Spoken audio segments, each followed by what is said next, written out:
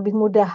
Kalau yang tadi boleh saja ke bawah tapi terlalu banyak. Kalau ini kan lebih naik. Oh, berarti yang berat bayi panjang bayi 40 sampai 42 ada 5 orang, 43 sampai 45 cm ada 10 orang. Ya, ini adalah tabel distribusi frekuensi kuantitatif.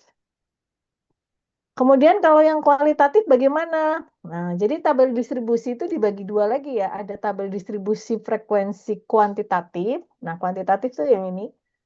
Walaupun Bu, ini kan, nah kuantitatifnya sebenarnya nilainya dari angka ini nih.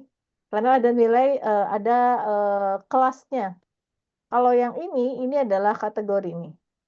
Laki-laki, jenis kelamin, merokok, stres. Nah, kalau kita buat tabel distribusi frekuensinya, itu adalah tabel distribusi frekuensi kualitatif. Nah, ini yang sudah dikerjakan sebenarnya ya. Tabel distribusi frekuensi dari jenis kelamin, merokok, dan stres. Kalau yang ini gampang, kenapa? Karena tinggal dimasukkan. Tapi kalau bentuk datanya adalah numerik, contohnya kayak tadi panjang badan lahir, berat badan lahir, mau nggak mau kita mesti buat dulu nih kelasnya, ya, baru kemudian kita hitung intervalnya, jumlah kelas dan interval, baru kita masukkan ke dalam tabel. Oke, sampai sini ada yang mau ditanyakan? Ibu izin tanya, Bu. Boleh, silahkan. Tadi yang perhitungan kualitas pas hitungan ininya kelasnya itu Ini. kan ya ini kan 6,67 ya, Bu. Mm-mm. Berarti dia itu kan tadi dibulatkannya ke 6. Mm-mm. Maksudnya berarti bisa ke 6 bisa ke 7. Misalkan dia kan harusnya kan 6 kalau di belakang koma itu lebih dari 5 kan dibulatkannya ke 7 kan, Bu, Iya, gitu. mm-mm. Mm. Berarti bebas kita mau ke jadi 6 atau ke 7 gitu ya. Iya, jadi boleh ke 6, boleh ke 7. Jadi apa? Kapan kita menggunakan 6, kapan kita menggunakan 7? Sebenarnya sih kita melihat jumlah n-nya ya. N di sini kan sebenarnya 51 tuh tidak banyak. Jadi kita ambil yang terkecil. Tapi kalau di sini sampai misalkan 100, 200, ini contoh ya.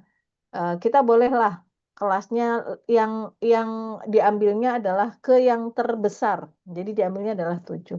Jadi tetap melihat N-nya. N ini kan keseluruhannya. Ini N-nya kan 51 ya. Kalau kita bagi 6 rata-rata misalkan ini kan sebenarnya sudah mau 8 lah ya. Dihitung rata-ratanya. Makanya kapan kita menggunakan yang nilai yang bawah atau yang nilai yang atas, Bu, tergantung jumlah ininya. Ya, Bu, boleh nggak kalau ternyata saya pakai 7? Boleh saja, karena kan tadi hitungannya adalah 6,67, berarti range antara 6 atau 7, begitu. Begitu Baik, ya. Bu. Oke. Kasih. Ya, sama dengan ini juga interval kelasnya.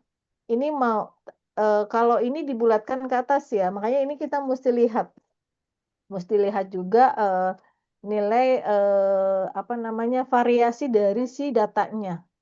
Ini kan sebenarnya cuma buat apa namanya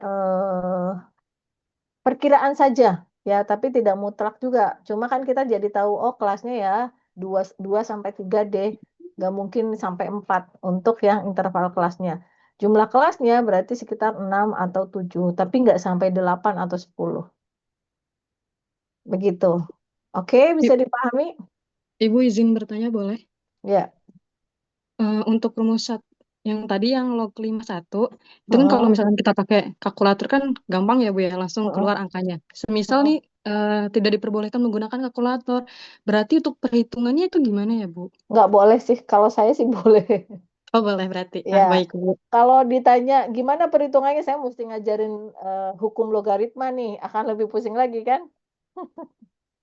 Boleh silahkan ya. Karena kan kita sebenarnya bukan belajar logaritma lah ya. Ini log ini kan sebenarnya sudah kita pelajari pada saat SMA tuh ya untuk di matematika. Jadi silahkan pakai kalkulator atau di handphone juga ada kok. Ya, karena kalau nanti ngebahas log, materi yang lain akan terlewat ya. Begitu Tiara. Permisi, Bu. Baik Bu. Ya, Ya, silahkan. untuk yang apa itu tugas yang kemarin itu saya menemukan rumusnya itu beda, Bu. Bukan yang 1 ditambah 3,322 log n, tapi saya pakai yang 1 ditambah log n, itu jumlah apa itu respondennya, terus dibagi log 2 gitu, Bu. Oke, emang kemarin ada PR sampai ke sini ya? Sudah? Iya, Bu. Oh, emang saya sudah jelasin ini? Belum. Jadi Iya. saya itu apa maksudnya cari di Google Rooms-nya gimana gitu. Oh, kemarin pakai apa? Yang diambil variabel apa? Saya pakai variabel umur, Bu. Oke, ya nggak apa-apa.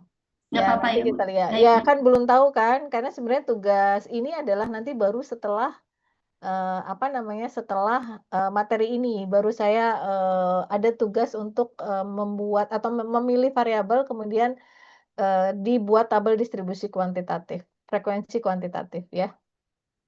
Iya, baik, Bu. Terima kasih. Oke. Baik. Nah, yang kualitatif ini sudah dilakukan sebenarnya kemarin baru fokusnya adalah teman-teman lebih ke membuat tabel distribusi frekuensi kualitatif saja, ya. Tapi kalau memang sudah ada yang membuat ya nggak apa-apa lah ya, masih dianggap boleh lah. Tapi kalau sudah apa mendapatkan materi ini silakan dihitung menggunakan rumus yang memang sudah diberikan. Nah, kemudian kita akan menghitung central tendency atau nilai tengah. Jadi dari kumpulan data tadi ada beberapa harga atau nilai yang kita anggap sebagai wakil dari kelompok data. Sekali lagi perhatikan kalau kan saya sudah menjelaskan ya bahwa skala pengukuran itu kan ada 4 NOIR kalau ngapalinnya NOIR. NOIR ya. N ini adalah nominal, O-nya adalah ordinal. Nominal dan ordinal ini sebenarnya masuknya adalah kategori. Nah, kalau kita buat tabel distribusi ya, maka bentuknya adalah tabel distribusi frekuensi kualitatif. Tapi kalau yang interval dan rasio, maka kalau kita buat tabel distribusi frekuensi masuknya adalah di kuantitatif yang ini. Ya. Nah, sekarang ini kalau dibuat tabel distribusi frekuensi. Bagaimana kalau kita mau melihat nilai dari masing-masing atau secara keseluruhan? Ya, secara keseluruhan. Nah, central tendency ini hanya bisa dihitung pada data yang apa namanya skala pengukurannya adalah ordinal dan interval dan rasio atau dalam arti di data yang numerik, yang angka ya. Kita baru bisa menentukan min, median dan modus. Kalau yang nominal ordinal bisa kita hitung apanya, Bu? Persentase atau proporsi. Ya, jadi diperhatikan pada saat datanya adalah kategori, itu kita bisa menyajikan datanya, mendeskripsikan datanya adalah dalam bentuk frekuensi kualitatif dan proporsi atau persentase. Tapi kalau datanya adalah numerik dengan skala pengukurannya berarti rasio ya dan NOIR ya, nominal ordinal interval rasio. Berarti kita bisa menghitungnya dengan central tendency. Meliputi apa saja? Ada min, median, dan modus. Ini sepertinya sudah paham lah ya, min, median, modus. Kita lihat sifat dari min atau rata-rata ya, kita bahas satu-satu. Sifat dari min ini merupakan wakil dari keseluruhan nilai. Jadi min ini sangat dipengaruhi nilai ekstrim, baik ekstrim kecil maupun ekstrim besar. Makanya kalau kita misalkan nih sekelas nih ada 26 orang, ikut kuis tadi kan. Nah, kemudian rata-rata sudah saya hitung tuh. Ada yang saya lihat tuh ada yang 100, kemudian ada yang 80, 90 dan seterusnya. 100 itu dianggap nilai ekstrim karena paling besar ya di antara yang lain. Tapi ternyata yang 100 ada 2 atau 3. Nah, cuma ada juga yang nggak ikut kuis. 1 orang, berarti nilainya kosong kan? Kalau rata-rata itu kan harus dibagi dengan jumlah yang ada. Ya, jadi kalau 25 ya 25 orang harus ikut kuis dengan nilai yang muncul, semuanya ditambahkan kemudian dibagi dengan 25 baru kita ketemu rata-rata. Cuma pada saat ada orang atau mahasiswa yang tidak ikut kuis, nilainya 0, tapi dia dimasukkan ke dalam rata-ratanya, ke jumlah pembaginya, maka itu dikatakan akan berpengaruh. Yang awalnya tadinya rata-rata kuis hari ini di kelas D ini adalah 80 misalkan ya. Ternyata gara-gara ada yang 0 ini jadi turun. Turunnya jadi berapa? Misalkan jadi 78 atau 79. Nah, ini berarti disimpulkan bahwa nilai tadi ekstrim ekstrim tuh yang kecil ya atau yang besar ternyata mempunyai efek yang luar biasa terhadap rata-rata. Makanya kalau ada nilai ekstrim seperti ini, apa yang mesti kita lakukan ya? Makanya kalau bisa jangan terlalu jauh range-nya ya. Jadi antara yang besar dengan yang kecil ini jaraknya jauh banget. Ini akhirnya bisa berpengaruh juga terhadap rata-rata ya. Ini cara menghitungnya gimana? Nah, ini jumlah masing-masing nilai dari si sampel dijumlahkan kemudian dibagi dengan rata-rata. Caranya kayaknya udah paham lah ya. Menghitungnya ini contohnya rata-rata berat badan 5 orang dewasa. Ini 56, 62, 52, 48 dan 67 ya. Rata-ratanya bagaimana? Ini dijumlahkan dibagi dengan keseluruhan, ada 5. Berarti rata-ratanya adalah 57 kg. Sampai sini masih aman ya. Oke. Kemudian nilai median. Nah, median ini dalam central tendency termasuk juga dia dikatakan nilai tengah ya. Nilai yang terletak pada observasi yang di tengah jika data tersebut telah disusun. Biasanya relatif stabil ya, karena tidak dipengaruhi oleh nilai ekstrim. Jadi mau nilai ekstrimnya ada 100 atau mungkin ada 0 gitu. Nilai tengah tuh nggak ngefek. Ya, kenapa? Ya karena memang dia tidak dijumlahkan. Data hanya akan diturutkan dari yang terbesar atau terkecil atau sebaliknya. Dari terkecil yang terbesar, kemudian kita akan lihat nilai tengahnya ada di mana. Ya, makanya nilai median ini dikatakan juga dengan nilai posisi. Nah, cara ngitungnya gimana? Cara ngitung nilai posisi adalah N ditambah 1 dibagi 2. Kenapa 2? Karena nilai tengah. Ya, tengah itu kan setengahnya itu kan per 2 sehingga N ditambah 1 dibagi 2. Kalau jumlah N-nya ini adalah 5, berarti 5 ditambah 1 dibagi 2, 6. Dibagi 2 sama dengan 3. Berarti nilai tengahnya adalah di posisi ketiga. Diurutkan dulu datanya, baru dihitung.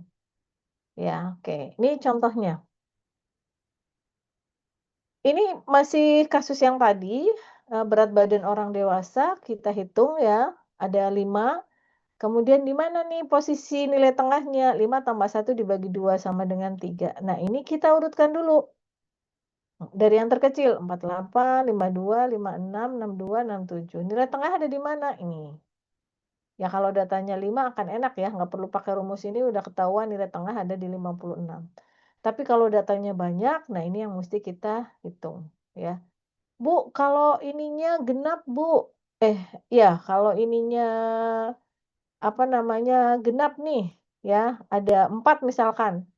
Berarti 4 ditambah 1 dibagi 2. Kan 5 dibagi 2, 2,5 Bu. Nah ini berarti ada, 2,5. 4 ditambah 1 dibagi 2 ya, 2,5. Nah ini boleh dijumlahkan antara, data yang, antara urutan data ya, misalkan 2,5 berarti 2 dan 3 ditambahkan dibagi 2. Berarti 2,5 kan, berarti 52 ditambah 56 dibagi 2, itu adalah nilai tengahnya. Ya, ini contohnya.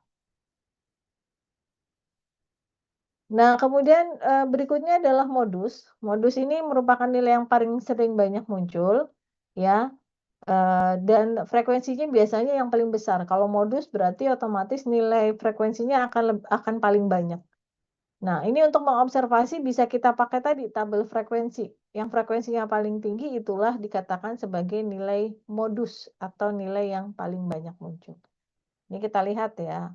Bu, nggak perlu diurutkan, boleh, nggak masalah sih. Yang penting kita tahu nilai yang paling banyak itu di yang mana ya. Nah, itu dia katakan sebagai nilai modus.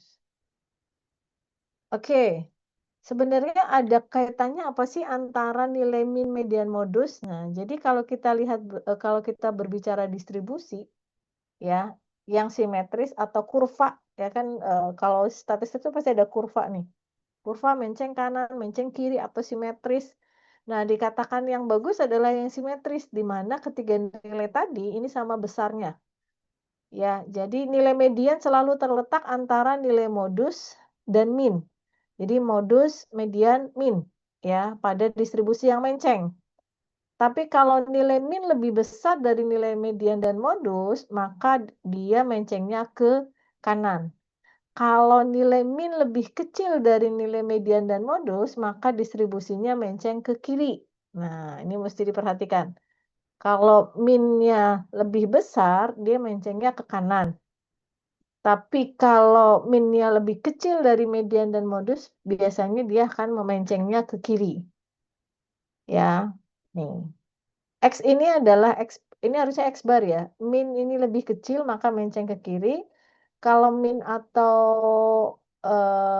minnya dia lebih besar dari median maka kurvanya akan menceng ke kanan. Tapi kalau berhimpitan, nah berhimpitan itu sama besar lah, mirip-mirip ya, bedanya sangat tipis. Itu biasanya akan membentuk kurva yang simetris. Nah, bentuknya adalah seperti ini. Ini yang A maksudnya apa? Ya, yang A ini kurvanya menceng ke kiri, bukan kiri kita ya, tapi kirinya sana. Ya. Kemudian ini adalah kurva menceng kanan, ini yang simetris. Ya, jadi itu hubungan antara ketiga nilai central tendency. Nah, kemudian yang berikutnya adalah nilai posisi. Jadi ada nilai central tendency meliputi apa? Min, median, modus. Kemudian juga ada nilai posisi atau nilai letak. Ya, contohnya apa nih? Kuartil, desil ya.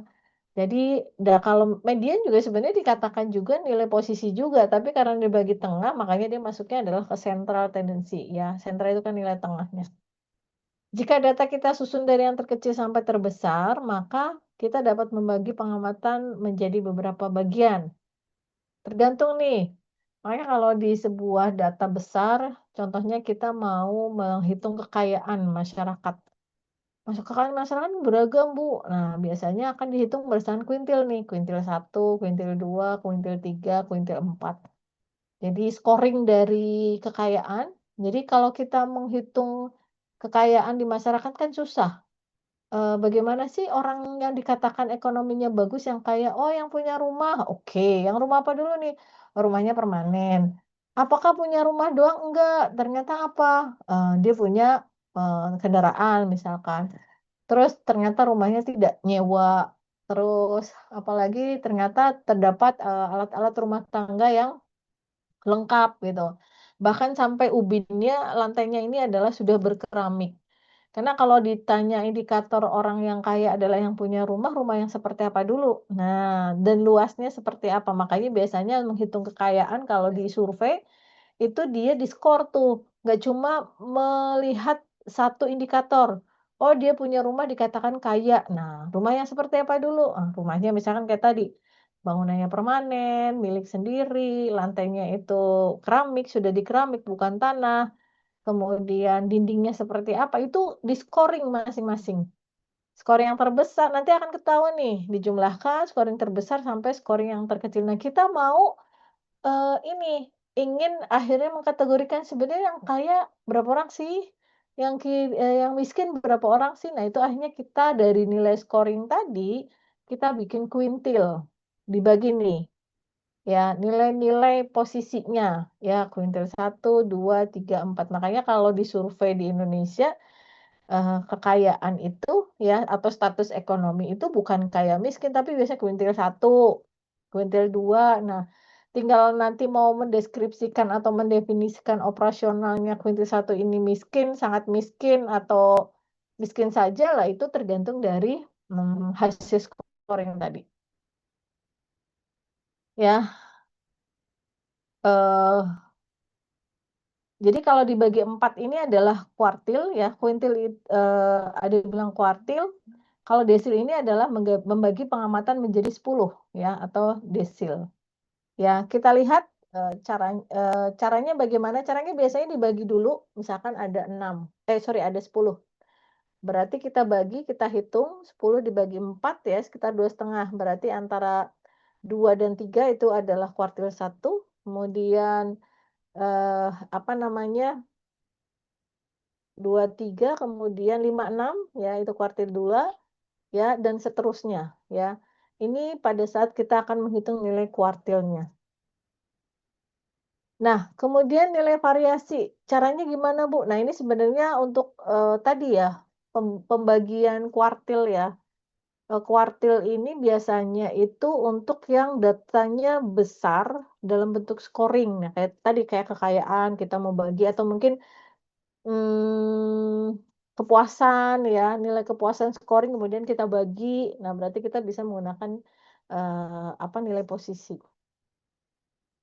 Nilai variasi. Nah, sekarang kita ke variasi. Jadi tadi ada central tendency atau nilai tengah, kemudian nilai posisi ada kuartil, desil, kuintil ya.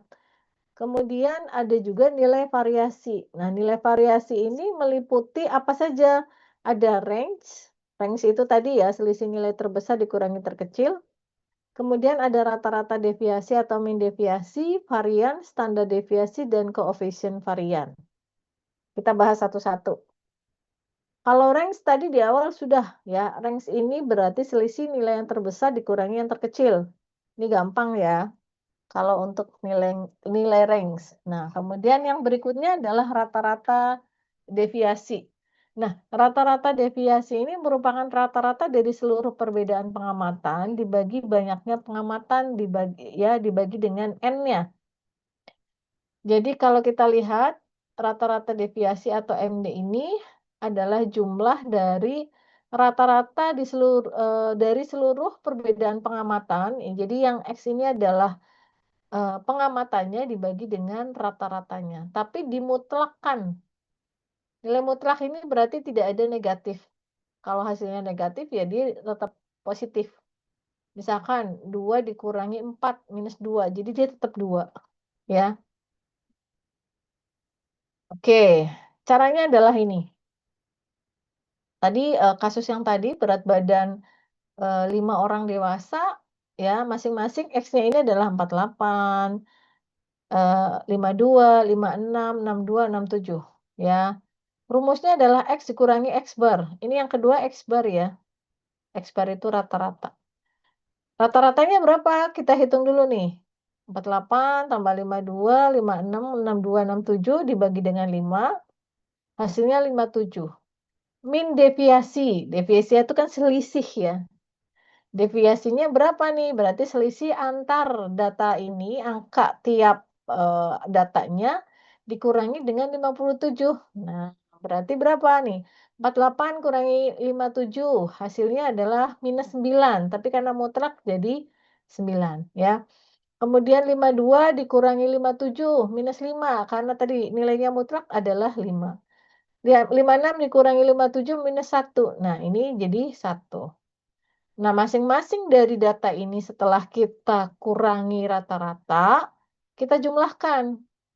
Ya, hasilnya adalah 30 dibagi 5, sama dengan 6. Jadi min deviasinya adalah 6. Ya, ini untuk menghitung min deviasi. Oke, sampai sini ada yang mau ditanyakan? Silahkan. Untuk menghitung nilai tadi, kalau yang awal central tendency, paham lah ya. Nilai min, median, modus. Kemudian tadi nilai posisi kuartil ya, desil, kuintil. Nah ya, itu tinggal kita susun datanya, kemudian kita bagi menjadi tergantung permintaannya. Mau dibagi menjadi 4, mau menjadi 10, berarti kita akan menghitung dari posisinya. Kalau nilai variasi ada range, kemudian ada min deviasi. Min deviasi rumusnya adalah ini dengan nilai mutlak ya, selisih jumlah keseluruhan dari selisih rata-rata nilai dikurangi dengan rata-rata dibagi dengan N. Hasilnya adalah ini. Ada pertanyaan sampai sini? Nggak ada pertanyaan? Oke. Pokoknya kalau ada pertanyaan saya berhenti, nggak ada saya lanjut. Ya. Kalau udah bisa malah enak nih, saya tinggal ngasih soal. Nilai varian. Ya, nilai varian. Ini nilai variasi yang berikutnya tadi ada range, min deviasi, dan ada varian. Nah, kalau varian ini adalah rata-rata perbedaan antar min dengan nilai masing-masing observasi. Varian ini simbolnya ada yang pakai V, ada juga S kuadrat. S kuadrat ini adalah standar deviasi kuadrat. Jadi standar deviasi atau S ini Kalau dikuadratkan dia menjadi nilai varian. Rumusnya adalah sama kayak tadi tuh, min deviasi. Cuma kalau yang tadi dimutlakkan, yang ini enggak. Cuma dikuadratkan. Ya, tadi kan dimutlakkan kalau yang tadi ya. Nah, kalau yang tadi dimutlakkan dibagi dengan N, yang sekarang ini dikuadratkan dibagi dengan N minus 1. Ya, oke. Kalau kasusnya adalah yang ini, masih sama. 5 orang dewasa diukur berat badannya. Nah, kemudian kita hitung selisihnya nih. 48 dikurangi 57, 9 kan, minus 9. Minus kalau dikuadratkan pasti jadi positif. Berarti 81. Kemudian 52 dikurangi 57, minus 5 dikuadratkan 25. 56 dikurangi 57, 1 dikuadratkan 1. Dan seterusnya. Untuk menghitung nilai varian, ini dijumlahkan semuanya dibagi dengan N-1. Jadinya berapa? Nah, ini nilai yang ada di atas ini, kemudian dibagi dengan N-1 atau 4. Hasilnya adalah 58. Jadi nilai variannya adalah 58. Standar deviasinya berapa? Lah, kalau standar deviasi ini kan V ini kan standar deviasi kuadrat. Kalau kita tanya S-nya berarti akar dari V. Berarti akar 58. Ya, untuk standar deviasinya. Oke, ya. Jadi kalau standar deviasi adalah standar deviasi atau simpangan baku ya. Jadi kalau Bu, simpangan baku itu apa? Simpangan baku itu sama dengan standar deviasi atau dia rata-rata dari nilai varian. Sorry, akar dari nilai varian. Ya, nilai varian itu apa? Nilai varian itu tadi selisih ya dari apa? Dari apa namanya? Pengamatan dikurangi dengan rata-rata dikuadratkan. Nah, ini standar deviasinya tinggal kita akar dari nilai varian. Kemudian yang berikutnya adalah koefisien varian.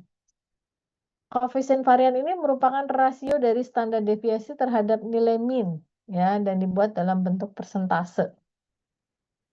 Jika koefisien variannya makin kecil, maka datanya adalah homogen. Ya, ini perlu diperhatikan. Jadi kalau koefisien variannya dia semakin kecil nih ya, misalkan 2%, 3% ya, itu sangat kecil. Rata-rata akan homogen datanya. Ya berarti kalau ngomong berat badan di situ ya homogen tuh. 50, 51, 50, 51, 50, 51. Nah, tapi kalau nilai koefisien variannya itu tinggi, ya, maka datanya heterogen. Jadi kalau data berat badan ada yang 48, 50, kemudian 59, 70, jadi variasinya tuh tinggi. Bagaimana cara menghitung koefisien varian? Ya, menghitung koefisien varian ini adalah S. S ini adalah standar simpangan baku ya atau standar deviasi dibagi dengan rata-rata. Tadi standar deviasinya kan ketemu 7,6 dibagi dengan rata-rata dikali dengan 100. Nah, biasanya dalam bentuk persen untuk koefisien varian. Jadi kegunaannya apa? Untuk membandingkan nih variasi antara dua pengamatan. Misalkan kita mau melihat data berat badan dengan tinggi badan.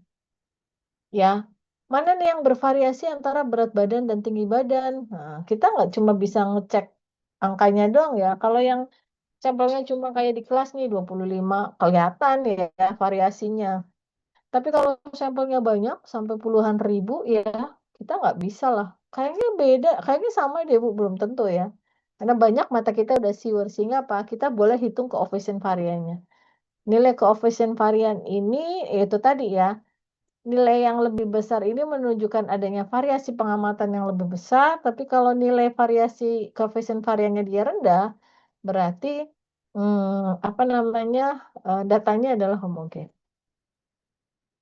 Oke, sampai sini ada yang mau ditanyakan? Ada pertanyaan? Kalau tidak ada, boleh dicatat PR untuk tugas berikutnya. Sudah? Langsung PR ya Bu ya. Langsung PR, biar nggak lupa. Maksudnya kan jadi Anda mikir kalau nggak ngerti langsung nanya karena baru ada pertanyaan enggak ya. Oke, PR-nya adalah kemarin kita sudah ganjil genap ya. Silahkan untuk yang nilai ganjil ya, hitunglah nilai central tendency, nilai posisi dan nilai varian. Untuk ganjil tinggi badan, genap berat badan. Sudah? Bisa Jadi diulang, Bu? Mohon maaf, Bu. ya, hitunglah nilai central tendency. Ibu boleh diulangi, Bu, mohon maaf. Oke. Ya, tugas yang pertama adalah untuk yang nomor ganjil ya. Nomor ganjil itu tinggi badan, nomor genap itu berat badan. Oke, sudah? Hitunglah nilai central tendency. Central tendency itu apa saja? Min, median, modus ya. Kemudian nilai nilai posisi hitung nilai kuartilnya saja. Kuartil ya, kuartil 1, 2, 3. Kemudian dan nilai varian. Varian itu dari range ya, mean deviasi, standar deviasi, varian, koefisien varian. Dari yang berat badannya itu genap, yang tinggi badannya itu ganjil. Sudah?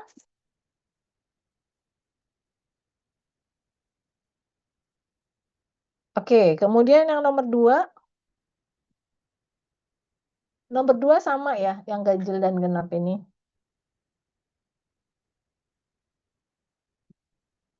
Hitunglah nilai variannya. Nilai varian berarti ada 5 tadi ya. Range, koefisien varian, mean deviasi, kemudian standar deviasi, dan varian.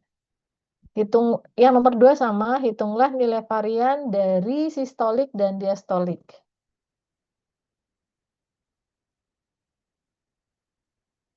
Bandingkan nilai koefisien variannya antara kedua variabel tersebut.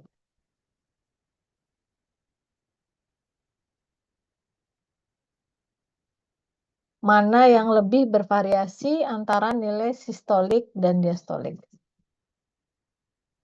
Sudah?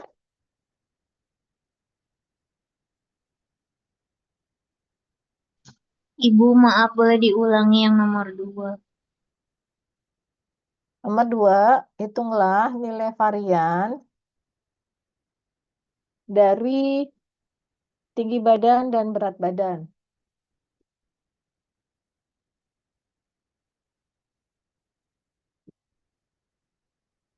Sudah? Kok tinggi badan berat badan? Maaf, sorry. Nomor 2 ya. Tekanan sistolik dan diastolik. Nomor 2, hitunglah nilai variannya saja ya. Min, median, modus, sama posisi nggak usah. Nilai varian tadi tuh yang 5 ya. Dari sistolik dan diastolik. Nah, kemudian bandingkan mana yang lebih bervariasi datanya antara keduanya. Oke, sudah? Ada pertanyaan?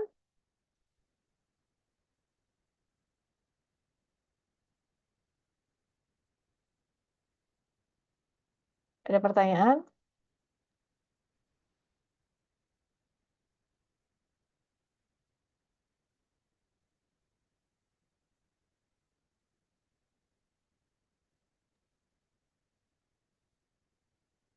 Ada pertanyaan tidak? Halo?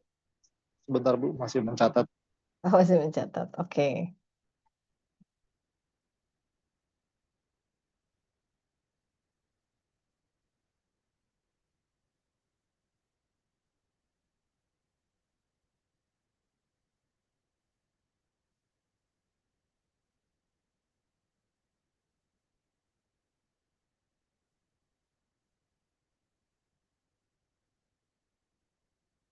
Oke, kalau tidak ada, ya kita lanjut ke materi yang berikutnya. Ya, materinya masih sama. Cuma kalau tadi datanya adalah data tunggal, ya Datanya tadi kan data tunggal kan?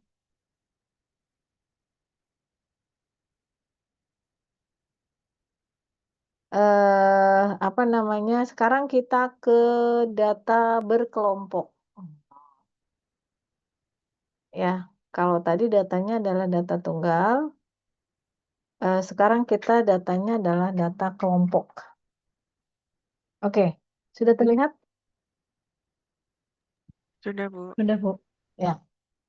Data kelompok ini data yang seperti apa? Data kelompok ini adalah tadi nih, data yang kita sempat ngitung tadi ya di awal tabel distribusi frekuensi kuantitatif. Nah, ya, kalau bentuknya tabelnya adalah begini, ya, ini kan berkelompok kan, ya, distribusi frekuensi kuantitatif karena berkelompok ya. Jadi datanya awalnya adalah rasio, tapi kemudian dikelaskan. Ini dari mana kelasnya? Ini dari rumus yang tadi, Sturges tadi ya. Ini ada frekuensinya. Nah, kalau ternyata kita sudah mendapatkan ini, apa namanya, tabel seperti ini, dan kita mau menghitung rata-ratanya. Nah, ya, mau ngitung rata-ratanya gimana, Bu, kalau udah kayak gini, Bu? Bisa nggak? Ada rumusnya. Nah, ini namanya adalah data berkelompok. Oke, rumusnya adalah ini. Min pada data kelompok, ya. X ini adalah rata-rata ya, harusnya ada tanda di depan di atas ini X bar. Sama dengan XG atau guess mean atau rata-rata sementara ditambah dengan jumlah F dikali D dibagi dengan N. F ini adalah frekuensinya, D ini adalah MP dikurangi XG. MP ini adalah selisih nilai tengah kelas ya dengan rata-rata sementara. Nah, rata-rata sementaranya itu yang bagaimana? Nah, kita akan lihat. Oke, ini sedikit mungkin membutuhkan fokus ya. Nah, contohnya ini. Ini ada sebuah tabel distribusi frekuensi kuantitatif. Ya, kelasnya adalah tinggi badan. Ada 150 sampai 154, 155 sampai 159, 160 sampai 164 dan seterusnya. Jumlah totalnya adalah 100 ya. Frekuensinya ini masing-masing. 5, 10, 15, 35, 20, 10 dan 5. Sebenarnya kalau kita mau ngitung rata-ratanya berapa? Ini sebenarnya kita bisa melihat yang frekuensinya paling banyak itulah sebenarnya, Bu. Berarti kurang lebih rata-rata ada di angka 165 sampai 169. Ya, kurang lebih kemungkinan akan di situ. Tapi tepatnya berapa rata-ratanya kita nggak tahu. Kenapa? Ya harus dihitung dong. Ya. Nah, langkah yang pertama adalah satu, tentukan nilai tengahnya. Ya, selisih nilai tengahnya atau MP-nya ini. Ya, MP-nya dari mana nih? Nah, MP-nya ini adalah 152,5. Dari mana? Ini selisih nih. 150 ditambah 155 dibagi 2. Hasilnya adalah 152,5.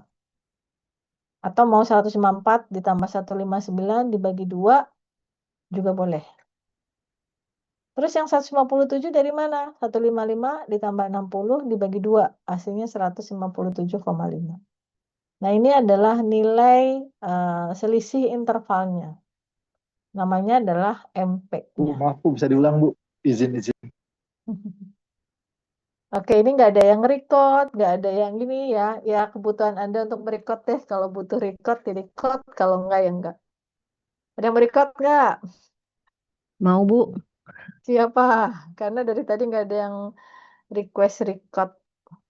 Saya izin request, Bu. Oke, sudah bisa? Sudah bisa belum? Reni. Bu Reni ya? Belum sih, Bu, ini. Belum, sebentar. Tadi Reni kan yang mau ini? Iya, Bu. Saya bikin co-host aja ya.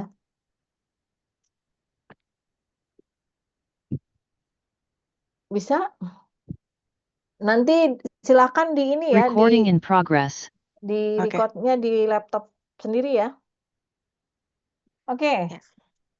kita akan menghitung, yang tadi nggak ada masalah ya, data tunggal ya. Data tunggal ini nggak ada masalah. Sekarang kita di data kelompok, pengukuran dalam data kelompok. Nah, ini biasanya sering kita temukan nih di pelaporan, tiba-tiba kita udah punya data seperti ini ya. Nah, ternyata ini adalah data tabel distribusi frekuensi kuantitatif. Kuantitatif itu dari sininya ya. Kalau yang kualitatif kayak tadi jenis kelamin. Nah, kita udah ketahuan frekuensinya dan tidak bisa kita hitung rata-rata.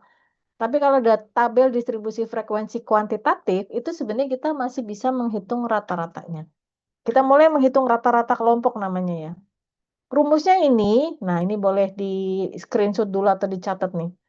X atau rata-rata kelompok, min itu rata-rata ya, sama dengan XG, ini rata-rata sementara, ditambah dengan jumlah F dikali D dibagi dengan N.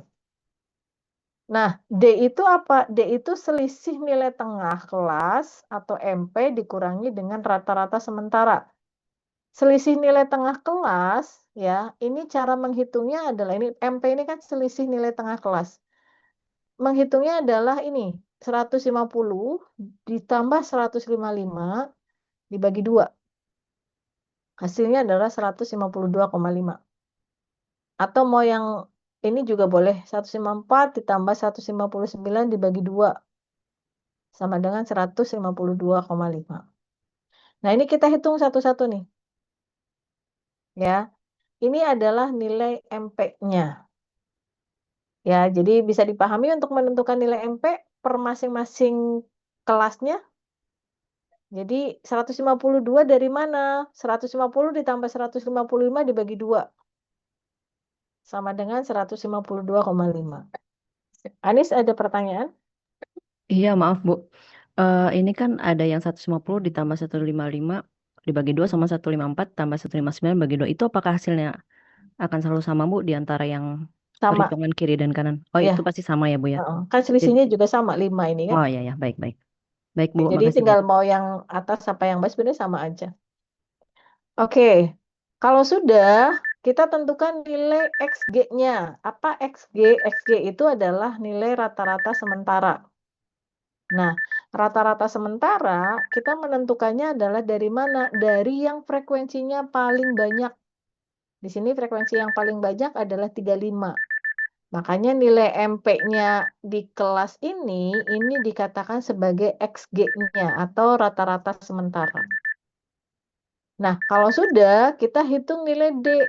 D ini dari mana? MP dikurangi dengan rata-rata sementara XG-nya. Nah, jadi minus 15 itu dari mana? 152,5 dikurangi dengan 167,5.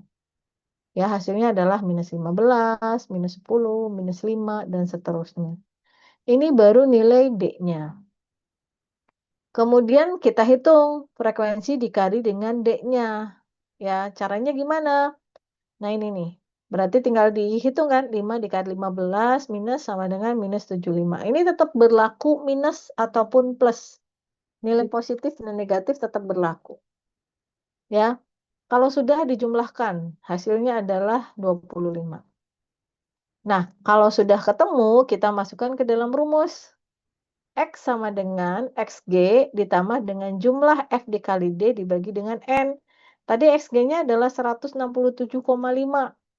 FD-nya tadi 25 kan, sudah dijumlahkan dibagi dengan N. N-nya adalah 100. Hasilnya berapa? Nah, hasilnya adalah 167,75.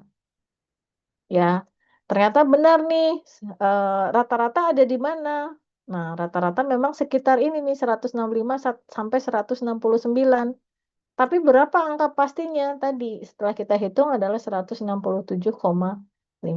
Benar ya, 167,75. Oke, ada pertanyaan sampai sini? Bisa dipahami? Ada Bisa Bu, pertanyaan? Bu izin Bu mau nanya Bu. Mohon maaf kalau aku tanya ulang. Untuk yang sebelumnya Bu, izin slide sebelumnya Bu. Ini?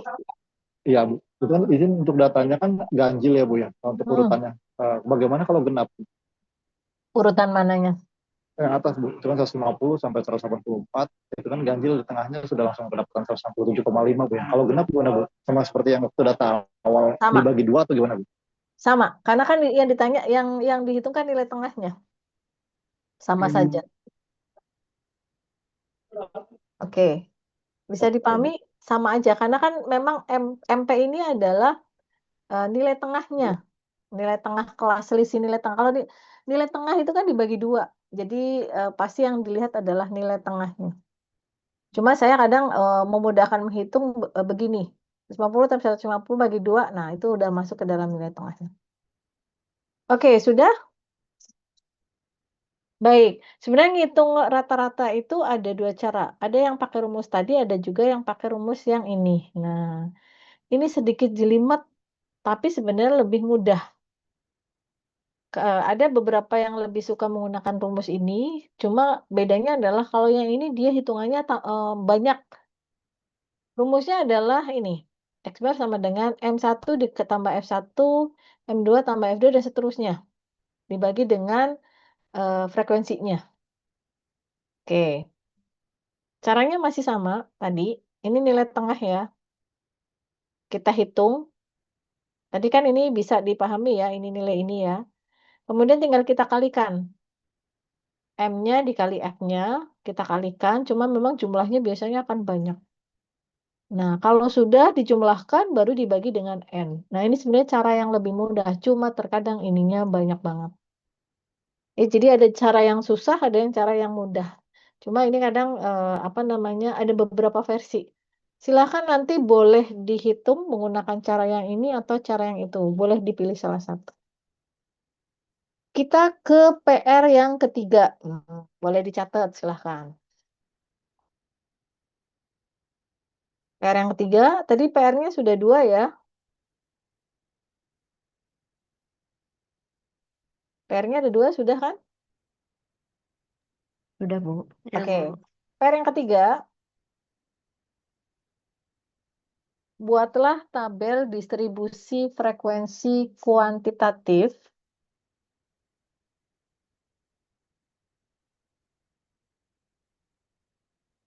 ya, berarti dibuat tadi ya, dihitung intervalnya, jumlah kelasnya.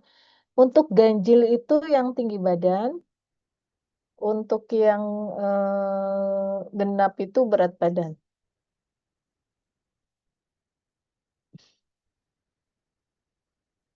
Sudah? Jadi nanti akan ada tabel distribusi frekuensi ya, yang Anda menghitung jumlah kelasnya, intervalnya, ya, range-nya dihitung ya di awal tadi tabel distribusi frekuensi kuantitatif. Untuk yang tinggi badan adalah yang ganjil, yang genapnya adalah berat badan. Ya, yang B-nya tadi yang A, yang B-nya adalah hitung rata-rata data kelompoknya, median, dan modusnya. Dah, itu aja. Hitung rata-rata data kelompok. Rata-rata tadi yang tadi tabel ini ya, berarti rumus yang tadi untuk rata-rata, median, dan modusnya. Oke, sudah? Kita lanjutkan ke materi. Sudah terlihat ya? Nah, sekarang kalau tadi sudah min, sekarang kita ke median. Nah, nilai median. Median data kelompok. Median data kelompok ini berarti kita akan menentukan posisinya. Posisinya ada di mana nih? Ya, rumusnya adalah N dibagi 2. Kemudian kita hitung nilai median dengan rumusnya seperti apa? Nah, median sama dengan LMD atau lower limit kelas median ditambah dengan interval dibagi N/2 dikurangi FK. FK ini adalah frekuensi kumulatif sebelum kelas median dibagi dengan FMD. FMD ini adalah frekuensi kelas mediannya.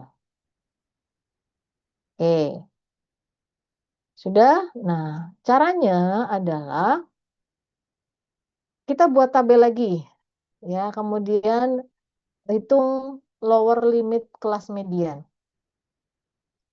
Nah, ini adalah tabel yang tadi ya. Ini saya nggak tuliskan ya, 150 sampai 154 dan seterusnya. Nah, dari 100, N-nya 100, kalau ini data sudah diurutkan, maka median itu pasti di urutan ke berapa? 50, ya kan? 50 atau 51. Oke. Permasalahannya adalah, ya, kita nggak tahu di mana Bu 50. Nah, makanya kita hitung kumulatifnya dulu nih. Ini berarti 5 akan diurutkan nih 150, 151, 150 lagi mungkin ya. Nah, di sini frekuensinya ada 5. Kemudian kelas yang kedua ini sampai 10. Berarti totalnya ada 15. Kemudian tambah lagi 15. Ini baru urutan yang ke-30. Padahal yang kita minta adalah urutan ke-50 kan nilai tengah, sehingga dia kemungkinan ada di kelas yang keempat, di rank 165 sampai 169. Jadi kita bagi dua dulu nih. N dibagi 2 atau 100 dibagi 2 kan 50. Berarti posisi si nilai tadi, nilai median ada di yang nilai ke-50. Bagaimana kita bisa mengetahuinya? Nah, kita hitung kumulatif dulu nih. Ini kan berarti data baru di posisi 5. Ini data baru di posisi sampai 15. Ya. Kemudian yang ini datanya baru sampai di posisi 30. Nah, padahal kita dikit lagi nih 50 kan tadi. Berarti sekitar ada yang di kelas ke-4. Jadi posisi median itu kira-kira akan ada di kelas ini. 165 sampai 169. Ya, berarti itu dikatakan kelas median. Ada berapa kelas mediannya? Kan lower yang ditanya kan lowernya. Lower tuh rendahnya. 165. Oke. Kemudian kalau sudah, kita tentukan FK. FK itu apa? FK ini adalah frekuensi kumulatif sebelum kelas median. Nah, frekuensi kumulatif sebelum kelas median. Mediannya ada di kelas 4 nih. Frekuensi kumulatif sebelum kelas ini berapa? 30. Ya, sehingga kita tentukan FK-nya adalah 30. Nah, kemudian ada FMD. FMD ini adalah frekuensi dari nilai median tersebut. Nilai median tersebut berapa? 35. Ya. Kemudian kita hitung intervalnya berapa? Intervalnya kan 150, 51, 52, 53, 54, 5. Nah, berarti nilai intervalnya adalah 5. Kalau sudah, baru dimasukkan ke dalam rumus. Rumusnya adalah ini. Ya, lower limit kelasnya berarti di 165, ditambah intervalnya adalah 5. Kemudian N-nya ini tadi ya, ini posisinya kan, N-2, ya, dikurangi dengan FK. Nah, N-nya adalah 50 ya, 100 dibagi 2 dikurangi FK, 30 dibagi dengan 35. Jadi nilai medianya adalah 167,80. Oke, sampai sini ada yang mau ditanyakan? Silahkan. Ada? Bu, maaf. Ya, Mau tanya Bu, yang boleh. slide sebelumnya kan tadi ada frekuensi F itu 5 ya Bu ya? Heeh. Dari mana Bu tadi, maaf Bu? F yang 5 ini. Iya. Ini kan memang soalnya. Oh, baik. Nih Jadi kan memang soalnya ini. Ini kan frekuensi. Memang dari soalnya F-nya tuh 5. Jadi sama baik. nanti kalau teman-teman mengerjakan soal nomor 3 tadi. Kan yang ganjil ngitung tinggi badannya ya. Dibikin kelas begini kan. Nanti kan akan, saya nggak tahu berapa mulanya. Kan ini dari nilai yang terendah. Misalkan paling rendah di kelas ini ada 145 misalkan. Tinggal intervalnya berapa. Nah, ini kan akan ketahuan frekuensinya dari situ. Yang 145 misalkan sampai 150 ada 1. 100 ini sampai ini ada 2. Nah, ini frekuensi ini kan memang sudah ada di jumlah tadi. Baik Bu, Oke. Bisa dipahami? bisa Bu. Oke, lanjut ya. Kita ke nilai modus. Nah, nilai modus sebenarnya ada nilai kuartil, posisi, dan desil ya. Tapi saya varian, tapi saya nggak hitung. Kita ngitungnya di rata-rata sentral tendensi saja. Karena biasanya data kelompok yang dibutuhkan itu rata-ratanya sama median modusnya. Walaupun di materi ada sampai varian ya, tapi saya fokusnya di perhitungan yang sering banyak digunakan. Kalau sudah modus atau nilai yang sering banyak muncul, sebenarnya kalau kita lihat data ini, nilai yang paling banyak muncul tuh yang mana? Yang pasti sudah pasti frekuensinya paling banyak, ya. Tapi berapa persisnya? Nah, itu kan kita tidak tahu. Sehingga ini pada data kelompok kita akan hitung. Rumusnya adalah ini. LMO ini berarti lower limit kelas modusnya, ya. Modus atau mod itu sama aja. I-nya adalah interval kelas, ya.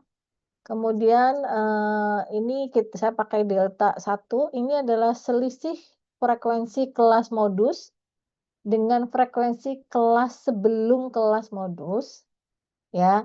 Kalau delta 2-nya adalah selisih frekuensi kelas modus dengan frekuensi kelas setelah kelas modus. Caranya adalah, nah, kita buat seperti ini. Ini bukan ini ya. Ini memang soalnya sudah seperti ini kasusnya. Ya, ada sebuah tabel distribusi frekuensi kuantitatif dengan kelasnya ada ini, intervalnya ada 5 ya. Kemudian ini adalah kelas-kelasnya. 150 sampai 154, 155 sampai 159. Nah, kita tentukan nih, modus itu kan nilai yang sering banyak muncul, berarti modus ada di kelas keempat, sama juga nih, di 35. Bu, kalau nilainya ada yang, apa namanya, misalkan dia di sini nih, di awal, modusnya di awal, ya sebelumnya kita masukkan nilai 0, karena memang tidak ada, ya, frekuensi sebelumnya. Nah, kemudian kita tentukan nih, nilai sebelumnya ini kan 15, ya, yang setelahnya adalah 20. Yang ditanyakan kan selisihnya, berarti 35 dikurangi 15, 20. 35 dikurangi 20 adalah 15.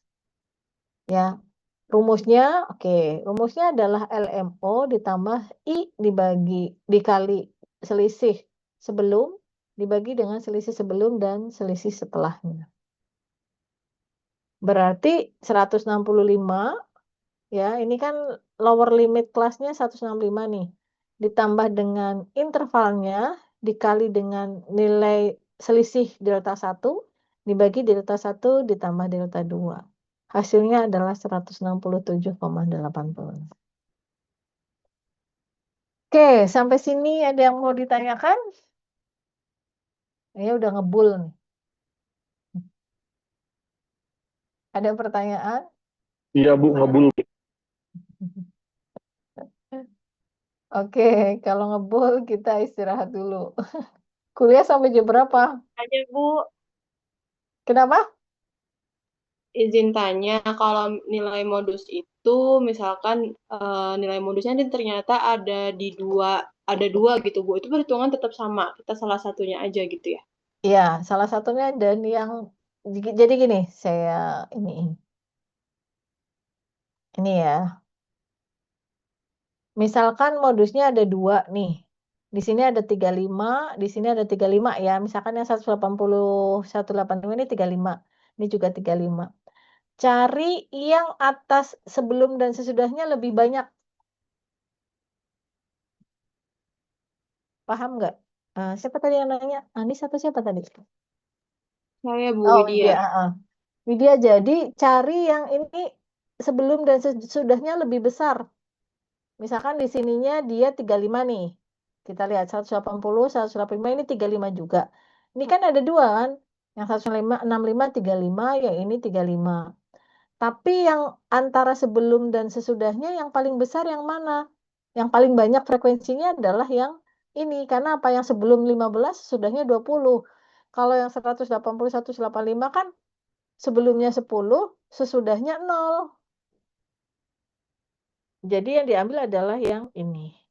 Begitu. Widya. Oh, baik Bu. Terima kasih. Ya. Ada lagi? Oke. Kalau tidak ada, materinya sebenarnya masih ada yang lain, tapi saya tidak menghitung standar deviasi ya, walaupun di slide-nya itu ada. Jadi saya lebih fokus untuk menghitung min median modusnya untuk data kelompok. Ya, ini kalau kita lihat data kelompok ini kan sebenarnya materinya ada. Nah, ini ada varian, ya, kemudian ada nilai kuartil, ya. Tapi untuk yang data kelompok saya hanya menyampaikan untuk yang central tendency saja atau nilai min median modus saja. Oke, kalau tidak ada pertanyaan, kita lanjut ke materi yang berikutnya. Ada pertanyaan tidak? Silakan.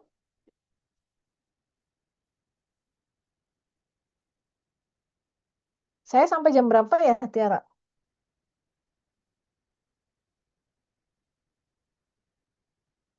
Oh, Tiara lagi tadi ya. Sampai jam 18.10. Oke. Kita rehat dulu ya sampai jam 5.45 jam 5.45 deh ya. Ini waktunya cepet banget ya, 18.10 ya. Bener ini.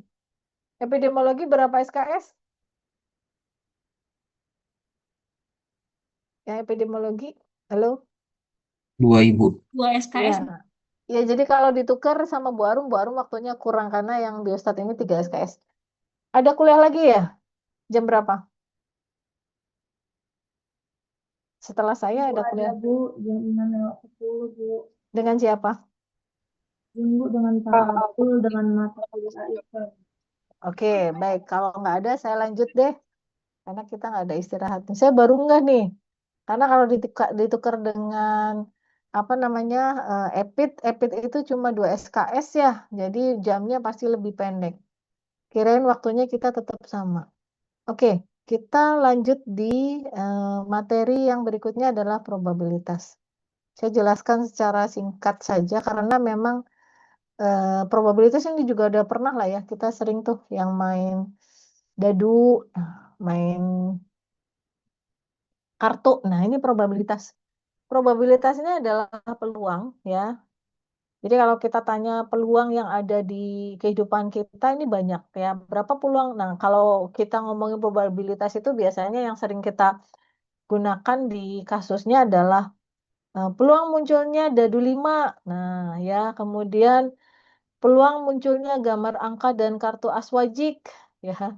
Nah, ini sering apa namanya? Jadi peluang itu adalah kesempatannya itu berapa persen ya. Atau istilah statistiknya adalah probabilitas. Nah, ini sering kita nanya. Makanya kalau orang judi itu dia bisa membaca peluang tuh. Ya, memperhitungkan kalau dadu dilempar sekali muncul angka 6 itu berapa peluangnya sih berapa persen gitu. Oh, berarti 1/6. Kenapa 1/6? Karena angka 6-nya cuma ada 1 ya dan sisi-sisinya adalah ada 6. Ya, berarti 1/6. Oke, ini definisinya. Probabilitas ini adalah peluang untuk munculnya sebuah kejadian atau event. Ya, jadi kalau kita lihat ada beberapa definisi ya. Ada yang klasik, ada yang empirik, ada yang intuisi. Kalau yang klasik ini probabilitas kejadian dapat ditentukan sebelum eksperimen dilakukan. Itu yang klasik. Jadi sebelum ada event itu dia sudah bisa memprediksi peluangnya. Contohnya mau hujan apa enggak gitu ya. Kemudian itu bisa diketahui atau mau ngelempar dadu munculnya berapa ya. Itu namanya klasik. Tapi kalau empirik ini ditentukan setelah eksperimen berlangsung. Ya. Jadi pada saat setelah kejadian baru kita bisa menghitung peluang. Contohnya kasus COVID di Indonesia yang meninggal atau MBG nih kemarin yang meninggal berapa banyak. Nah, kita bisa melihat nih dari kasus tadi peluang dari keseluruhan anak sekolah yang diberikan MBG dia akan kena keracunan lagi berapa persen itu kita bisa menghitung berdasarkan peluang yang ada. Nah, yang terakhir adalah intuisi atau subjektif. Nah, ini biasanya dugaan atau persepsi seseorang karena memang orang itu punya pengalaman. Contoh, ya orang apa namanya biasa di rumah sakit gitu. Baru membuka rumah sakit ya, kemudian berdasarkan pengalamannya kalau keuntungan rumah sakit baru buka itu ya paling berapa persen. Nah, itu dia bisa menentukan itu karena pengalamannya. Makanya dikatakan sebagai pandangan subjektif. Nah, contoh yang klasik ini nih, ya. Klasik itu berarti apa? Belum terjadi, baru mau dilakukan kita bisa menghitung peluangnya. Contoh nih, kartu. Kartu itu kan satu kartu ada 52. Kemudian kita mau menghitung kira-kira berapa persen sih peluang si kartu as ini dapat terambil. Nah, karena kartu as ada 4 di kartu itu dan jumlah si kartunya ada 52, berarti apa? 4/52. Oke, bisa dipahami sampai sini atau misalkan nih arisan. Arisan ada 50 orang, ya. Kemudian kita ikut di situ. Berapa peluang kita dapat arisan? Ya kalau kita hanya ikut satu orang, maksudnya kita hanya namanya satu, ya berarti 1/50. Ya, 1/50, Bu. Makanya kalau kita mau dapat peluangnya banyak untuk dapatnya, ya kita jangan satu ikutnya. Berapa? Ya kalau bisa ikut 10, 10. Jadi nanti akan 10/50 peluang kita untuk mendapatkan arisan. Ya jadi cara menghitungnya begitu. Kalau yang empirik, nah empirik ini sudah terjadi nih. Ya tadi nih, berat bayi, kematian bayi, meninggal hidup. Ya ada yang BBLR, tidak BBLR. Dari kasus yang ini sebenarnya kita bisa menghitung nih. Nah, ini biasa digunakan di Kesmas. Ya, berapa sih peluangnya dari bayi BBLR untuk meninggal? Bayi BBLR untuk meninggal. Nah, BBLR-nya berapa nih? 25. Ya, yang meninggal, BBLR yang meninggal 25. BBLR keseluruhan berapa? 200. Berarti BBLR untuk meninggalnya berapa? 25 dibagi dengan 200 atau jumlah keseluruhan si bayi BBLR. Ya, ini namanya adalah empirik. Kalau yang subjektif tadi ya, ini berdasarkan subjektivitas seseorang atau asumsi.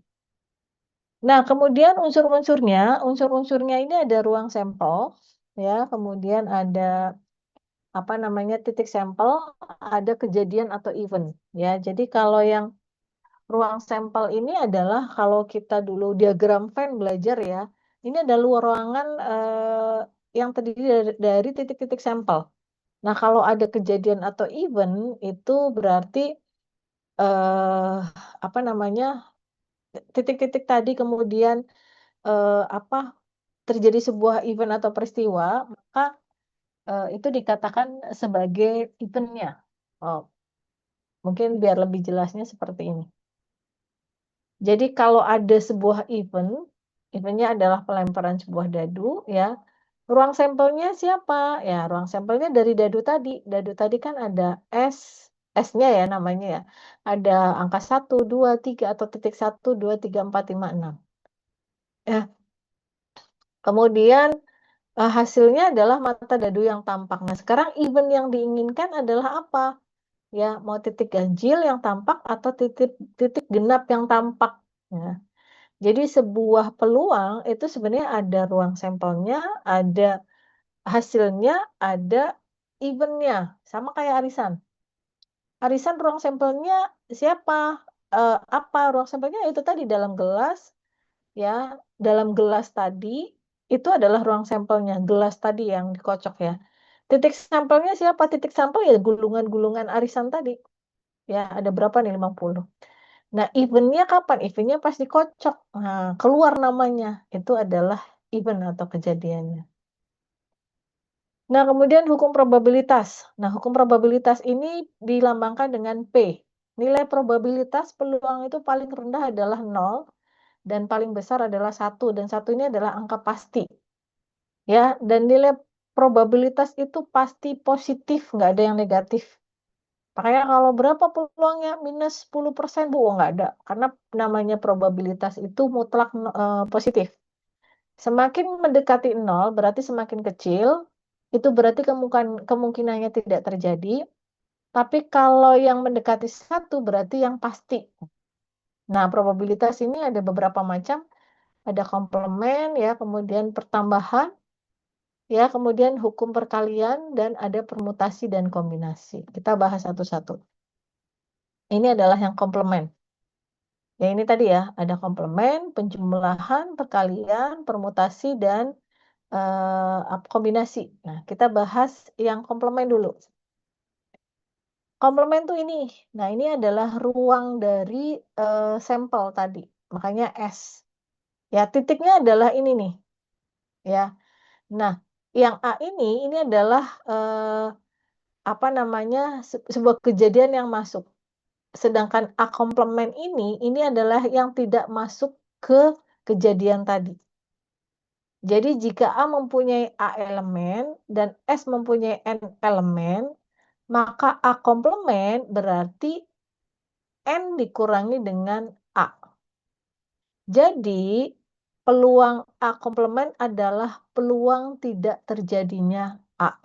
Jadi kalau misalkan dalam ruangan ini kan ada yang hidup, ada yang mati. Ya, jumlah yang hidup, jumlah yang mati.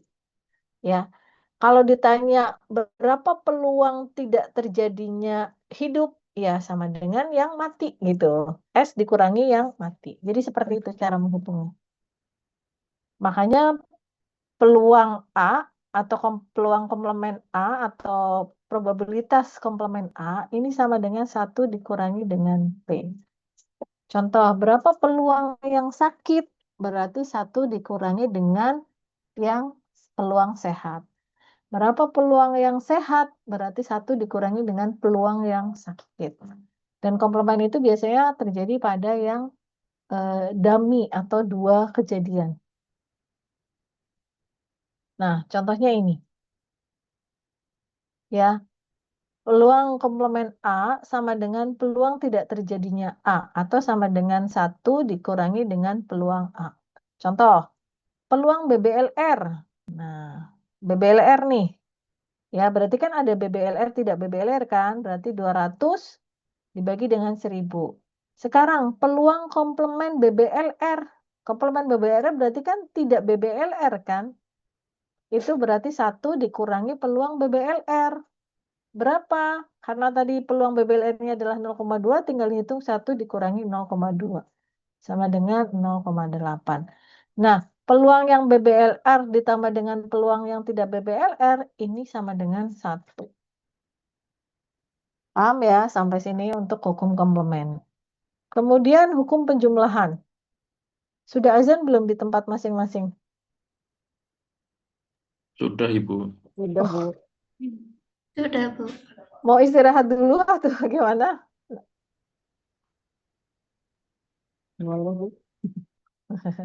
Di saya udah selesai nih, tapi jauh sih. Oke, saya lanjut ya. Hukum penjumlahan. Oke, hukum penjumlahan. Tadi ya, hukum komplement gampang ya. Kalau komplement itu sebenarnya kayak tadi. Jadi satu kotak ini hukumnya adalah 1. Nilainya 1. Karena peluang semuanya adalah 1. Peluang orang hidup dan mati ya 1 ya. Tapi pada saat ditanya peluang orang yang hidup bagaimana? Berarti peluang yang 1 tadi dikurangi dengan peluang yang mati. Ya. Atau peluang yang mati bagaimana? Berarti 1 dikurangi dengan peluang yang hidup. Dan komplement ini hanya bisa berlaku pada yang dummy atau 2 kejadian. Kalau lebih nggak bisa. Ya. Contoh yang lebih, misalkan pilihannya ada 3. Antara dia mau jadi ketua, sekretaris, atau bendahara. Itu kan 3 ini ya. 3 event. Ya, berarti nggak bisa. Tapi kalau yang dia mau terpilih atau dia mau jadi terpilih ketua atau bendahara, nah itu kan ada 2 event, nah itu bisa ada hukum komplement. Nah, sekarang hukum penjumlahan. Jika suatu kejadian A dan tidak dapat terjadi pada saat bersamaan, maka dalam hal ini kita lihat ya, 2 kejadian tersebut adalah saling lepas. Jadi kalau dilihat ya, ini bacanya adalah peluang A dan B. Kalau ini adalah ruang tadi, ruang sampelnya ya. kemudian ini ada kejadian A dan ada kejadian B. Jika keduanya saling lepas, masing-masing berbeda kejadiannya, maka kalau ditanya berapa peluang A dan B, nah ya berapa peluang peluang A atau B, kalau yang tandanya ke bawah ini dan kalau yang ke atas ini union ya, ini adalah B. Rumusnya adalah peluang A ditambah dengan peluang B. Kenapa? Karena ini kejadiannya lepas atau berapa peluang A atau peluang B, ya dua kejadian nih. Tapi yang ditanyakan adalah peluang A atau peluang B. Berarti kita bisa menghitung nih peluang A ditambah peluang B. Ya, ini adalah hukum penjumlahan. Contoh kasusnya. Probabilitas untuk keluar mata 2 atau mata 5. Nah, ini kan beda kan yang ditanya peluang angka dadu 2 sama angka dadu 5 atau angka dadu 5 bukan dan. Berarti kan bisa kan? Karena apa? Pas dikocok dia bisa 2 atau bisa 5. Berapa nih persen? Berapa peluangnya? Nah, maka caranya adalah P2 ditambah P5. Nah, di mata dadu kan 2 hanya ada 1 kan? Sisi 2 tuh hanya 1. Berarti 1/6. Sisi 5 juga hanya ada 1. Berarti 1/6. Ya, makanya hasilnya adalah 2/6 atau 1/3. Jadi probabilitas untuk keluar mata dadu 2 atau mata dadu 5 kan di situ ada atau sehingga munculnya adalah 1/3. Ya. Jadi tapi beda kalau berapa probabilitas keluar mata dadu 2 dan 5 pada sekali lempar nggak bisa. Karena nggak mungkin pas keluar langsung dua-duanya keluar karena dadunya cuma 1. Nah, itulah sudah mulai berlaku hukum penjumlahan atau mutually eksklusif. Oke, kemudian ini penjumlahan yang berikutnya, non mutually eksklusif. Nah, ini udah mulai ada irisan nih. Jika dua peristiwa atau lebih dapat terjadi bersama-sama atau mungkin tidak selalu bersama. Ya, peristiwa terjadinya A dan B ini merupakan gabungan antara peristiwa A dan peristiwa B. Ya, jadi peluang A atau B ini yang union ya, kemudian yang ke bawah ini cara membacanya adalah peluang A dan B. Nah, untuk peluang A atau B pada kasus yang ini rumusnya adalah peluang A ditambah peluang B dikurangi peluang A dan peluang B. Ya, peluang A dan B pada kasus ini rumusnya beda. Peluang A dikali dengan peluang B. Nah, biasanya suka bingung nih. Bingung, Bu. Nah, kita lihat di kasus saja. Kalau tadi kan kasusnya peristiwanya eventnya seperti ini. Dia lepas, tapi dalam satu event cuma dalam kondisi yang berbeda. Nah, maka berlakunya adalah peluang A atau B, peluang A ditambah peluang B. Tapi kalau kasusnya adalah beririsan seperti ini. Ya, beririsan seperti ini gimana? Nah, peluang A atau B rumusnya jadi begini nih. Peluang A ditambah peluang B dikurangi peluang A dan peluang B. Nah, peluang A dan B rumusnya adalah peluang A dikali peluang B. Contoh, dari satu set kartu bridge tanpa joker ya, ini akan diambil satu kartu. Ya, dari tumpukan kartunya akan diambil satu kartu. Berapa peluang terambilnya kartu as atau berlian? Ya, berarti kartu as ini kan ada 4 nih. Tapi yang ditanya mau as apa nih? Kalau as doang ya kita 4/52. Tapi asnya adalah as atau berlian. Berlian kan yang ini nih. Nah, berarti cara menghitungnya adalah ini. Kartu bridge-nya ini kan ada 52. Ya, berarti S-nya adalah 52. Kartu asnya ini ada 4. Berarti 4/52. Berlian itu atau wajik ya. Wajik ini kan ada as, K, Q, R ya. Terus sampai ke 10, 9, 8, 2. Nah, ini kartu itu ada 13 untuk yang berlian. Berarti 13/52. Nah, pada saat ditanyakan, bisa nggak peluang as atau berlian? Nah, ini bisa nih. Peluang as atau berlian dimasukkan ke dalam rumus. Peluang as ditambah peluang berlian dikurangi peluang as dikali peluang berlian. Berarti 4/52 ditambah 13/52 dikurangi 1/52. 1/52 dari mana? Ini 4 dikali 13 dibagi dengan 52. Hasilnya adalah 16/52. Oke, ya. Kemudian hukum penjumlahan. Nah, penjumlahan ini ini bisa dilihat ya. Sebenarnya ini sama dengan rumus tadi, tapi dia ada tabel. Nah, ini biasanya yang terjadi di Kesmas nih. Ya, ini probabilitas empirik. Jadi memang sudah terjadi baru kita hitung peluangnya. Nah, yang berikutnya adalah hukum perkalian atau independen, bebas. Jika kejadian atau ketidakjadian suatu peristiwa tidak mempengaruhi peristiwa lain. Contohnya sebuah logam ya dan dadu dilempar. Ini kan beda ya. Logamnya sendiri, dadunya dilempar. Kemudian kita tanyakan kapan munculnya sisi angka uang pada logam dan mata 3 pada dadu. Sebenarnya kegiatan ini atau event ini nggak saling berpengaruh. Maka kita bisa menghitung peluangnya walaupun dalam satu kali lemparan. Ya, berarti peluangnya adalah peluang A dikali peluang B. Ini dikatakan sebagai peluang A dan B. Untuk hukum perkalian dengan independen atau event yang bebas. Jadi sebenarnya Bu, kapan kita menggunakan rumus-rumus tadi? Kita mesti cek dulu. Eventnya seperti apa? Eventnya apakah tadi dia lepas atau beririsan? Ya, atau kejadian atau ketidakjadian ini tidak mempengaruhi peristiwa yang lain. Nah, ini contohnya. Sebuah peneliti tentang kesehatan remaja di sebuah sekolah yang terdiri dari 12 siswa dan 18 siswi. Ya, kemudian akan diambil 2 anggota dari kelompok tersebut untuk menjadi sampel. Berapa peluang terpilihnya siswa? Nah, ini bisa kita hitung. Oke.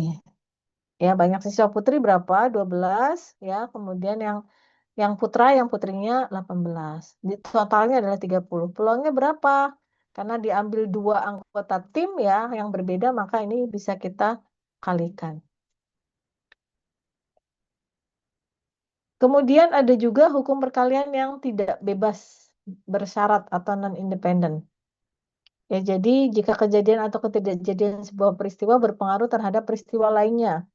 Ini untuk peristiwa bersyarat ya adalah jadi ini membacanya adalah pada kondisi probabilitas B pada kondisi A. Ya, rumusnya adalah ini. Kita langsung ke contohnya. Nah, contohnya adalah ini. Kejadian non-independen atau kejadian yang saling berkaitan. Ya. Berapa peluang meninggal dan BBLR? Nah, peluang meninggal dan BBLR berarti ini. Meninggal yang BBLR adalah 25/200 dikali dengan 200/1000 sama dengan 25/1000. Nah, kemudian ditanyakan berapa peluang BBLR dan meninggal dikali dengan peluang meninggal. Ya, hasilnya adalah 25/100. Ini sebenarnya tinggal diamati ya.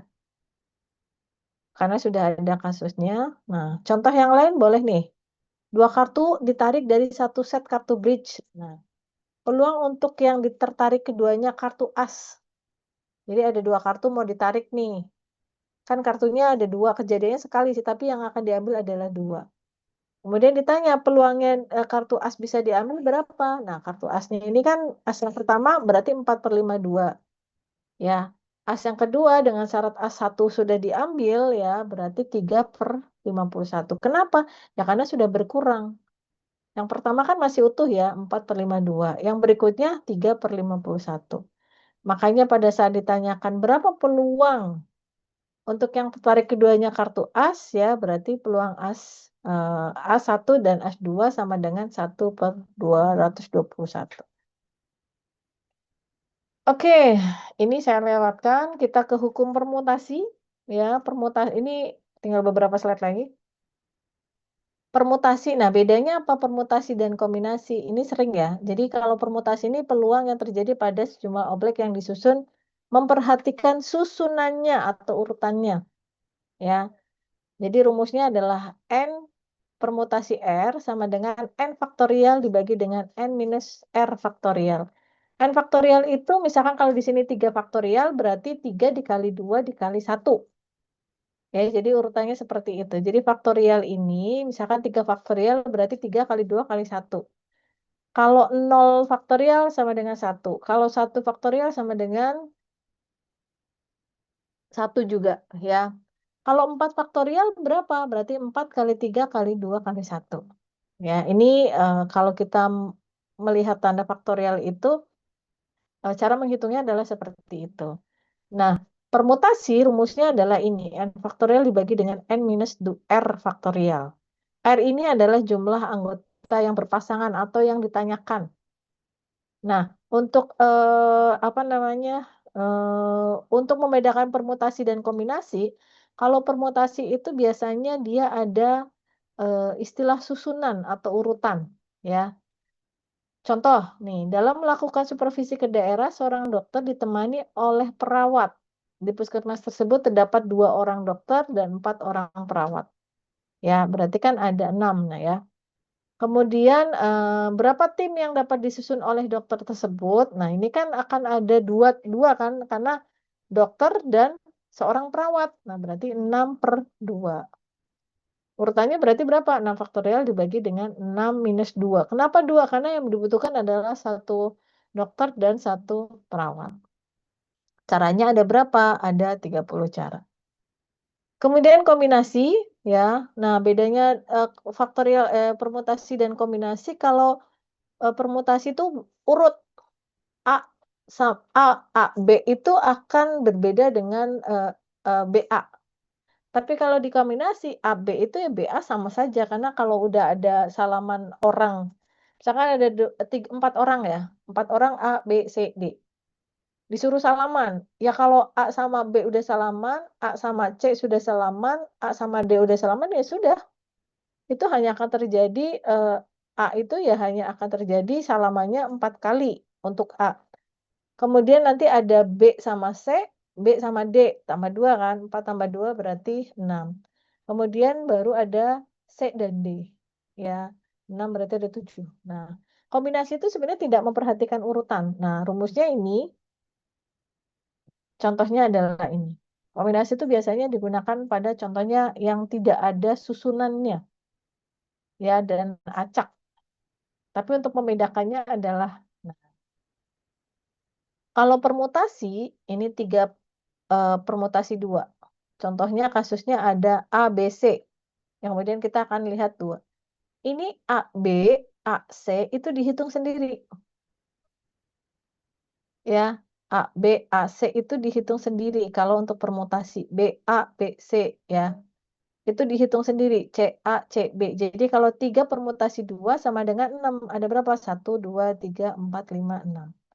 Tapi kalau kombinasi A, B itu sama saja dengan BA. Pokoknya kalau A sama B udah salaman, ya itu sama aja. Karena nggak mungkin salaman lagi B dengan A ya. Jadi ini dianggap 1. A, B itu sama dengan BA. A, C itu sama dengan CA. B, C itu sama dengan CB. Sehingga kalau 3 kombinasi 2, ini hasilnya adalah 3. Oke, sampai sini ada yang mau ditanyakan?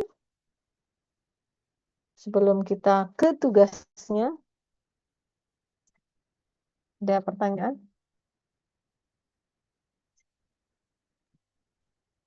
Halo, ada pertanyaan?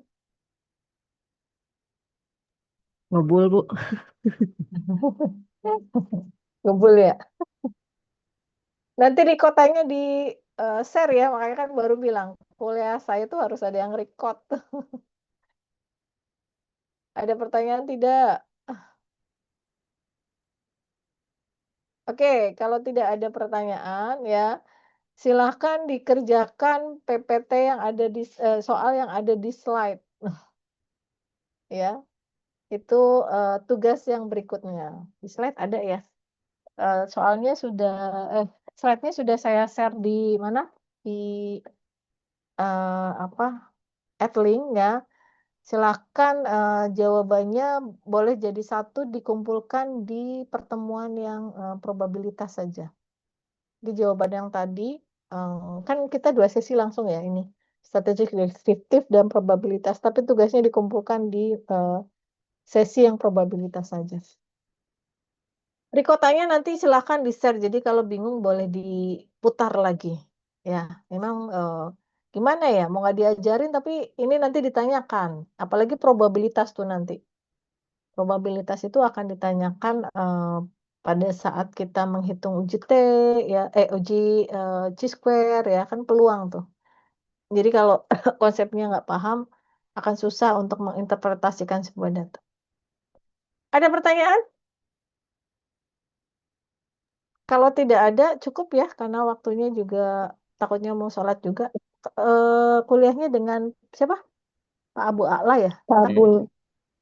Mata kuliah apa tadi? Bu, Muhammadiyah. mata kuliah ayat 4, Bu. Oke, ya. Jadi tugasnya adalah soal yang tadi saya berikan dan soal yang ada di PPT. Jawabannya sama, ditulis tangan ya, dikumpulkan di PDF ya, dan dikirim ke admin. Untuk yang tugas kemarin deadline-nya sebenarnya nanti malam ya, jadi masih ada waktu untuk mengumpulkan. Boleh. Nah, yang sekarang sudah saya buka lagi. Semangat ya. Ya, jadi ada pertanyaan, Pak Beni? Ya, Ibu. Terima kasih tugasnya, Bu. Nanti diulang lagi ya ininya apa namanya? Ya memang pembelajarnya capeknya sampai ke sini ya. Jadi ya mau nggak mau ya, saya juga harus menyampaikan. Oke, Kalau kalau untuk berikutnya tetap di hari Sabtu kan ya, Ibu ya? ya Sabtu. Kasihan, enaknya Sabtu pagi. Iya, betul, Kepres, Bu. ya. Kuncinya di situ sih sebenarnya, Bu. Oke, karena kalau Jumat, mohon maaf ya, karena saya mau nganterin anak ini, tapi insya Allah Sabtu depan kita tetap di Sabtu saja. Makanya silakan, ini kan sudah di-record ya, jadi nanti siapa tadi yang record? Reni, Bu. Iya, Reni ya nanti di-share aja, kasihan teman-temannya, jadi bisa dipahami. Siap, Bu. Oke, itu saja untuk hari ini. Jadi PR-nya tambahan yang ada di slide PPT-nya, soalnya ada di situ terkait dengan permutasi dan kombinasi serta peluang. Terima kasih untuk hari ini. Tetap semangat kuliahnya. Ketemu lagi Sabtu depan. Jadi Sabtu depan dikumpulkan dan tetap kuis-kuisnya nggak akan berhitung ya. Kuisnya sih lebih ke substansi dan pemahaman. Jadi nggak usah khawatir. Kuisnya hitung-hitungan Bu, enggak. Kuisnya saya yang ini itu lebih ke pemahaman konsep. Jadi dihafalkan saja. Oke, itu saja. Terima kasih sekali lagi. Kita tutup dengan baca hamdalah. Alhamdulillahirrahmanirrahim. Assalamualaikum warahmatullahi wabarakatuh. Waalaikumsalam. Waalaikumsalam. Waalaikumsalam Terima kasih, Bu. warahmatullahi wabarakatuh. Terima kasih, Bu. Sama. Terima kasih, Bu. Ya, saya tutup ya. Terima kasih, Bu.